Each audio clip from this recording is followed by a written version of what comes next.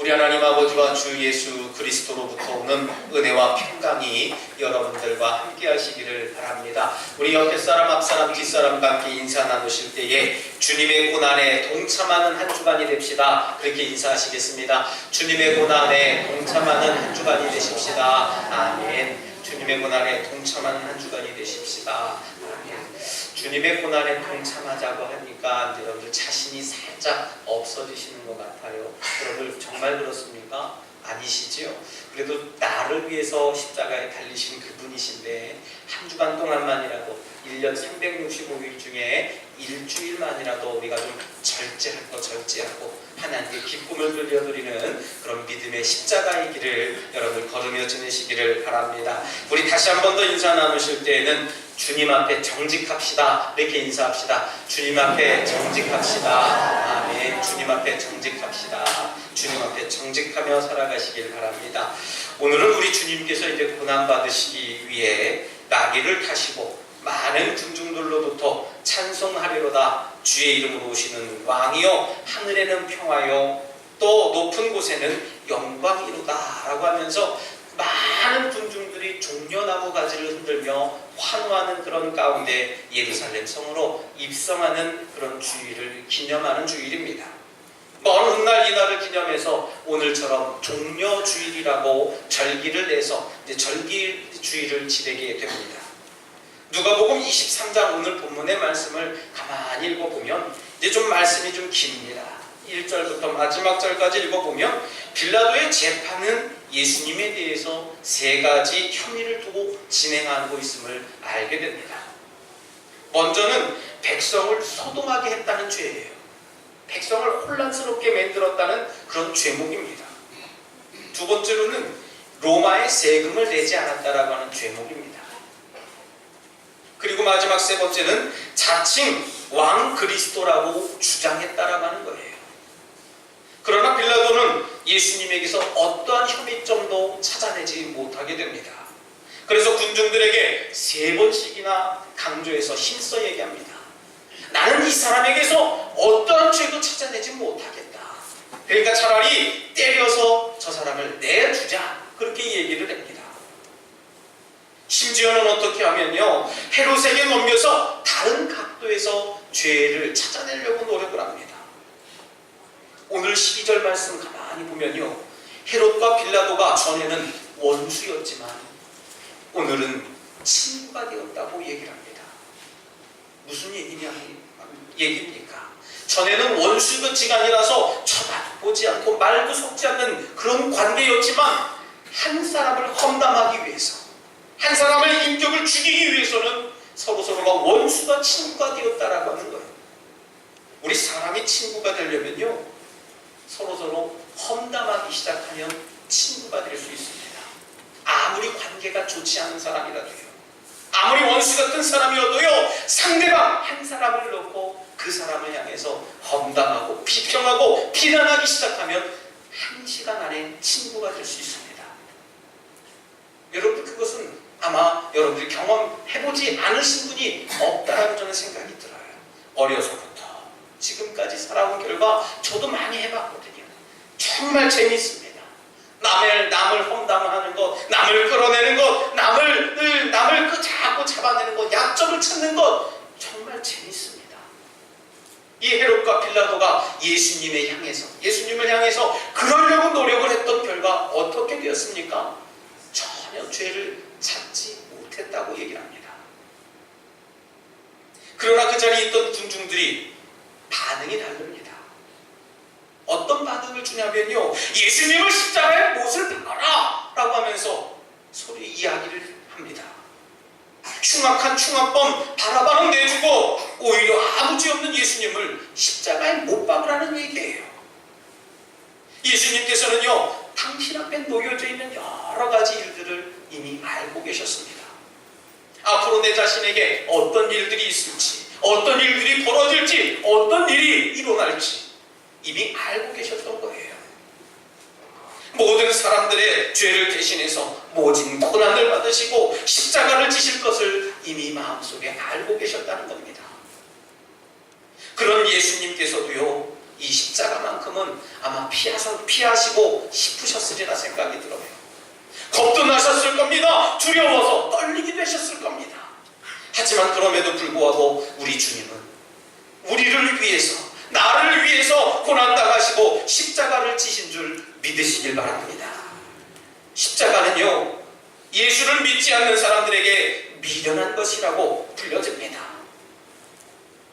예수님을 영접하지 않는 자들에게는 미련한 것이라고 이야기가 되어져요. 하지만 구원받는 저와 여러분들에게는 하나님의 능력인 줄 믿으시길 바랍니다. 여러분, 십자가는요, 구원의 방법이에요. 구속의 방법입니다. 죄인된 우리가 하나님과의 관계에 있어서 궁극적인 회복의 관계라고 하는 사실이에요.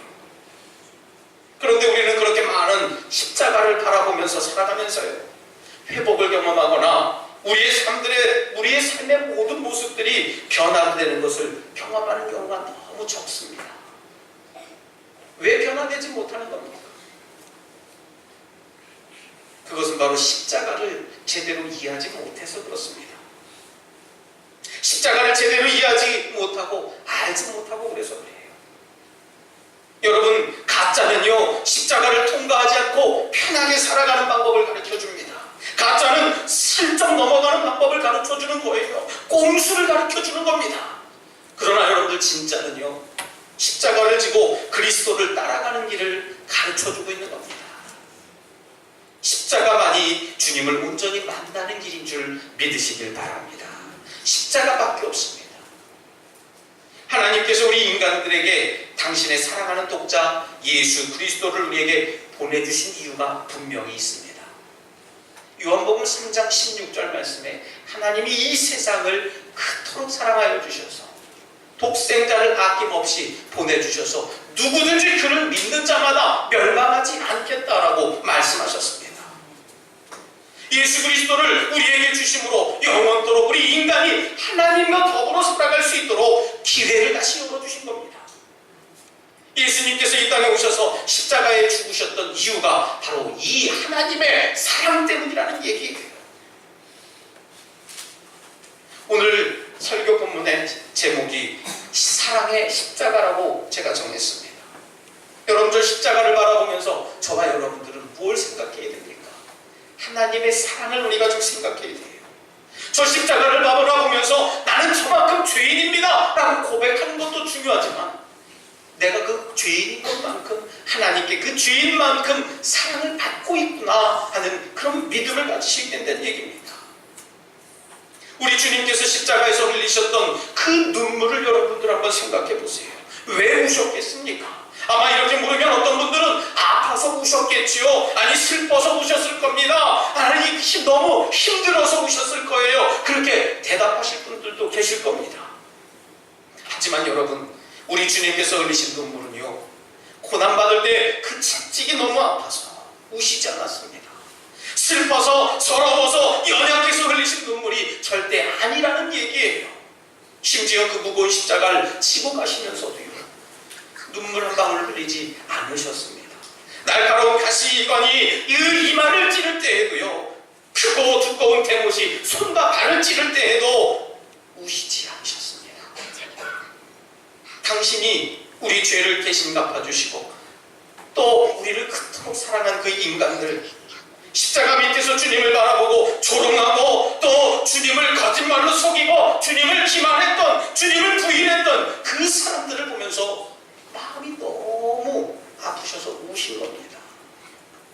우리 인생들 같았으면 아마 억울하다고 호소했을 거예요. 이럴 수 있냐고 따졌을 겁니다. 내가 너를 위해서 내가 어떻게 했는데 나에게 이렇게 할 수 있느냐고 따졌을 겁니다. 하지만 우리 주님은 우리를 그토록 사랑하시기에 우리들의 그 무지함을 보시고 눈물을 흘리셨던 거예요. 우리가 무슨 일을 하고 있는지조차 알지도 못하고 있기에 그 모습을 보시고 주님은 너무 가슴이 아프셨던 겁니다.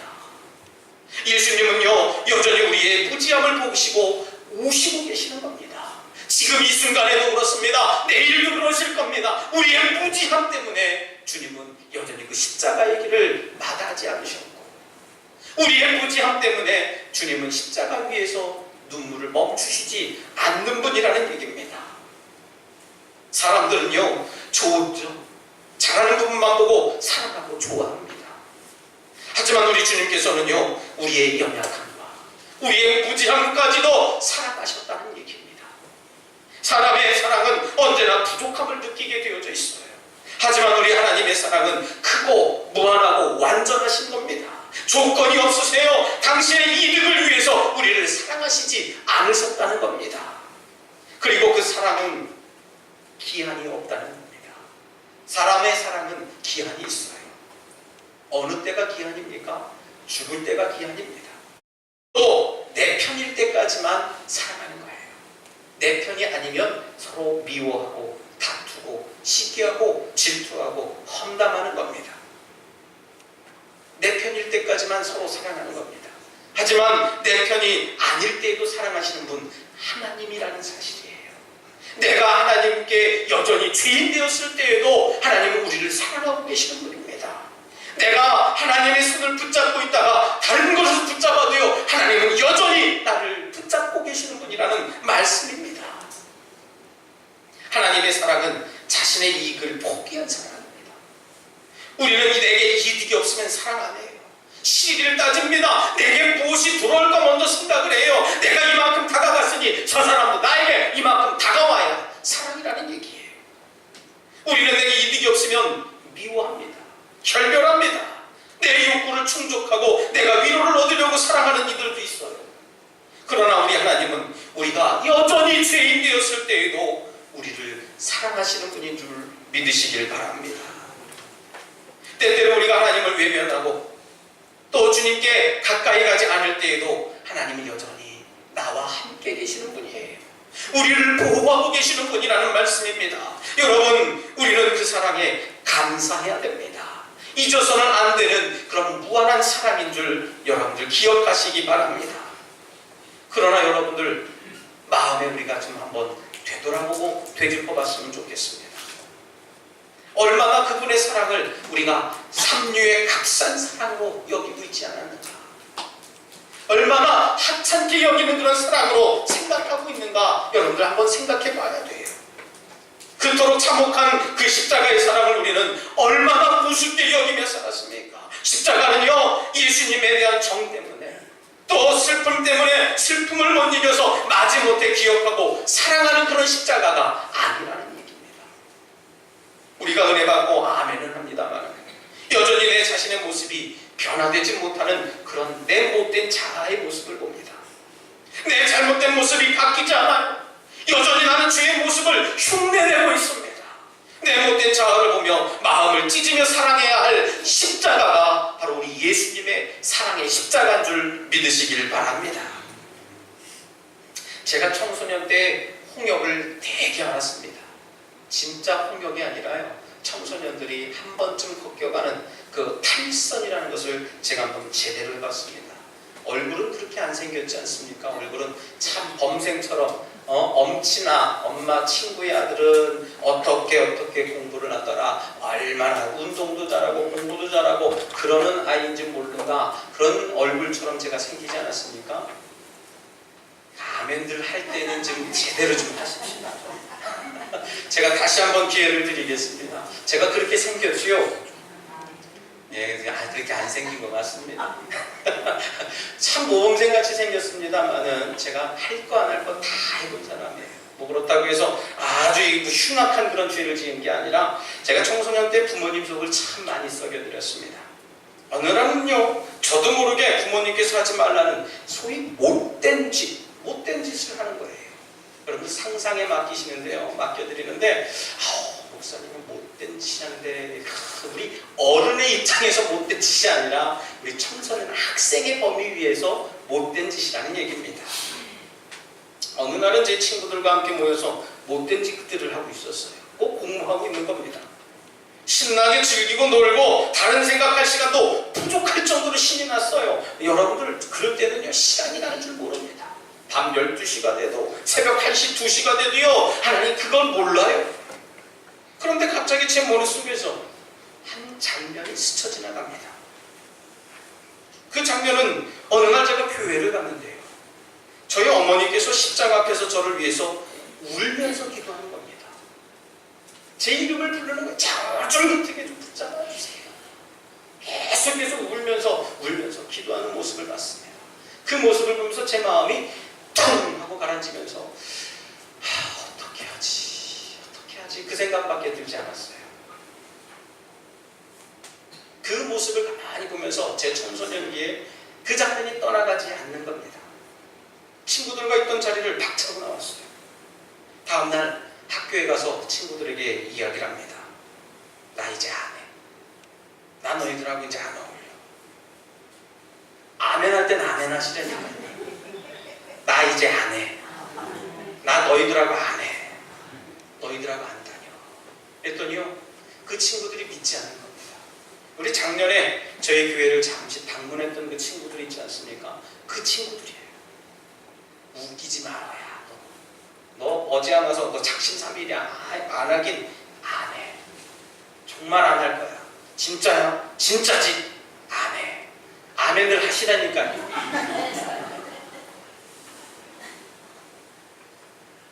다시 못된 짓을 하려고 하면요, 엄마의 모습이 떠오르는 겁니다. 엄마의 형상이 떠오르는 게 아니고요, 나를 위해서 울고 있는 엄마의 모습이 떠오르는 겁니다. 오늘 본문의 모습을 저는 가만히 보면서 예루살렘 딸들아, 나를 위해 울지 말고 너와 너희 자녀를 위해서 울라고 했어요. 이제 친구들에게 나 이제 나쁜 짓 안 해 하고 선언을 하고 마음을 잡고 봉부를 했습니다. 제가요, 입학할 때는 그래도 전교에서 막 상위권에 드는 그런 점수를 가지고 입학을 했습니다. 차츰 바닥으로 떨어지더니요, 고등학교 3학년쯤 되니까 그 대학을 갈 수가 없는 성적이에요. 제가 지난 시간에도 머리 깎는 얘기를 좀 드렸었죠. 그리고 집에 일찍 들어가는 이야기를 좀 많이 드렸습니다. 제 삶이 바뀌어지는 거예요. 뭐 때문에 말입니까? 제가 깨닫고 철들어서가 아니라 엄마의 눈물 어린 기도 때문에 그렇습니다. 그 모습을 가만히 보면서 제가 변화되고 바뀌어지고 모범생으로 되어져서 온전히 하나님께 사용될 수 있는 학교에 진학할 수 있었던 복이었다는 얘기예요. 지금도 여전히 저를 위해서 기도하시는 어머니 모습이 기억이 납니다. 십자가가 먼저 또 생각이 나요. 제 마음속에, 제 생각 속에 내 발걸음 모두 십자가에 내려놓았다는 겁니다. 목사가 나쁜 일을 한다, 나쁜 짓을 한다, 나쁜 생각을 한다, 여러분 뭐겠습니까? 그럴 때마다 제 머릿속을 탕 치면서 하는 그 떠오르는 장면이 나를 위해서 울고 있는 엄마의 모습이란 얘기예요. 오늘 본문 속에 등장하는 우리의 모습을 보시기 바랍니다. 우리는 우리의 죄악된 모습을 감추기 위해서요, 예수님을 십자가에 계속 못 박아라 그랬습니다. 그게 우리의 모습이라는 얘기입니다. 내 잘못을 숨기고 싶어요. 내 잘못을 숨기고 싶어서 다른 사람을 이용하고 다른 사람을 정죄했던 거예요. 심지어는요, 그가 무도한 죄를 지은 사람을 바라바를 풀어주라고 얘기를 했습니다. 마치 내가 하나님이 된 것처럼 누구는 용서하고 누구는 용서하는 척하면서 누구는 정죄하고 단죄하고 있는 겁니다. 그리고 어떻게 했습니까? 전에는 원수였던 사람들이, 원수지가 됐던 사람들이 오늘 죄를 짓기 위해서 서로 친구가 되었다는 얘기입니다. 죄는요, 그렇게 만들어지고 지어지는 거예요. 죄는 거짓말로부터 시작이 되는 겁니다. 거짓말로부터 시작해요. 숨길 것을 숨기다 보면 어느새 거짓말이 눈덩이처럼 불어나는 겁니다. 늑대가 나타났다 했던 양치는 소년, 그 소년만 죄가 있는 게 아니에요. 저와 여러분들 가운데에도 여전히 하나님의 눈을 속이려고 하는 그 죄가 있다는 얘기입니다.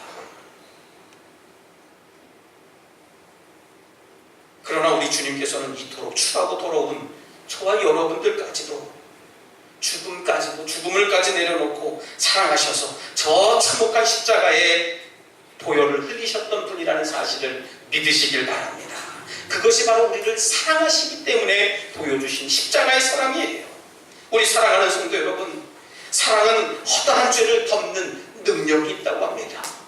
사랑은 우리의 상하고 아픈 부분을 덮어주는 능력이 있는 거예요. 아프고 상한 심령을 치유할 수 있는 유일한 방법은 사랑밖에 없다는 겁니다. 사랑이 바로 십자가의 의미입니다. 이 십자가의 의미를 잘 생각하면 저와 여러분들 이번 한 주간 동안 다른 것 할 수가 없는 겁니다. 하나님께서 우리 인간을 사랑하시고 또 사랑하시는 방법이 바로 십자가라고 하는 거예요. 저 십자가를 한 주간 동안 바라보면서 내 믿음이 하나님께 온전히 바로 세워지시길 주님의 이름으로 부탁드리겠습니다. 여러분들 365일 그렇게 살면 좋겠지요.